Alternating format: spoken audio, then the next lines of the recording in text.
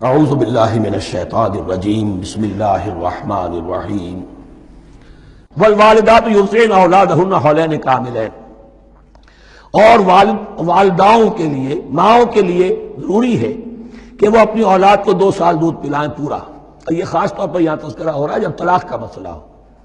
اب طلاق ہو گئی، شوہر تو علیحدہ ہو گیا، شوہر کہتا ہے بھائی میرا بچہ تو میرا ہے، قانوناً تو اولاد شوہر کی ہوتی ہے، لیکن تم اسے دودھ پلاؤ، تو 2 سال تک وہ عورت انکار نہیں کر سکتی، دودھ پلائے گی۔ لمن اراد ان یتم الرضاعہ، جو شخص چاہے کہ یہ رضاعت پوری کروائے اپنی سابقہ مطلقہ بیوی سے۔ وعلی المولود لہ رزقہن وکسوتہن بالمعروف، لیکن اس عرصے کے لیے جس کی وہ اولاد ہے، یعنی شوہر جو سابق ہے، اس کے ذمے ہے اس کا رزق اور اس کا لباس، جسے ہم نان نفقہ کہتے ہیں۔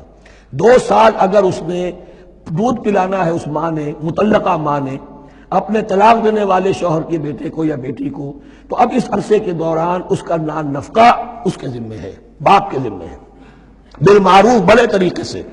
یعنی یہ کہ ایسا نہ ہو کہ ہو تو کروڑ پتی، لیکن اب وہ اس کو بیوی کو مطلقہ کو وہ دینا چاہے نان نفقہ اپنی خادماؤں کی طرح کا، نہیں، وہ ہونا چاہیے معروف طریقے پر۔ لا تکلف نفس الا وسعها، کسی پر ذمہ داری نہیں ڈالی جاتی مگر اس کی وسعت کے مطابق۔ لا تضار والدۃ بولدہا، نہ تو تکلیف پہنچائی جائے والدہ کو اپنے بچے کی وجہ سے، ولا مولود لہ بولدہ، نہ جس کا وہ اولاد ہے، جس کا وہ بیٹا یا بیٹی ہے یعنی باپ، نہ اس کو تکلیف پہنچائی جائے۔ کوئی لا ضرر ولا ضرار، حضور کی حدیث ہے، دونوں کے ساتھ منصفانہ سلوک کیا جائے۔ وعلی الوارث مثل ذلک، اب فرض کیجئے وہ شخص جو تھا طلاق دینے والا وہ تو مر گیا، تو وارث کے ذمے، اس کا جو وارث ہے اس کے ذمے نان نفقہ رہے گا، اس کے اپنے مرحوم والد کی اگر اولاد اس کی کسی مطلقہ بیوی کے پاس ہے 2 سال تک دودھ پلانے کے لیے۔ فَإِنْ أَرَادَا فِصَالًا، اب یہ بھی ہو سکتا ہے کہ وہ دونوں جو ہیں کہے کہ سب میں تو دودھ نہیں پلاتی، یا یہ کہ وہ شوہر چاہے ان تراض منہما، دونوں راضی ہو جائیں کہ میں دودھ نہیں پلواتی، آپ دودھ چھڑوا دیجئے۔ وتشاور، آپس میں رضامندی اور مشورے سے، فلا جناح علیہما، اس میں بھی کوئی حرج نہیں۔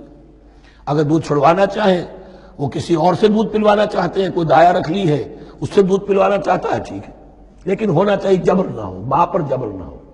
ان تراض منہما، دونوں کی رضامندی سے، وتشاور، اور مشورے سے، فلا جناح علیہما، تو پھر ان دونوں پر کوئی حرج نہیں ہے۔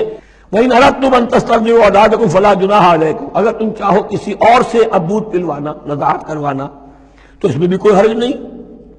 فَلَا جُنَاحَ عَلَيْكُمْ إِذَا سَلَّمْتُمْ مَا آتَيْتُمْ بِالْمَعْرُوفِ، جبکہ ان کی ماں، اس کی ماں کو تم دے چکو جو کچھ کہ تم نے طے کیا تھا معروف اور بھلے طریقے پر۔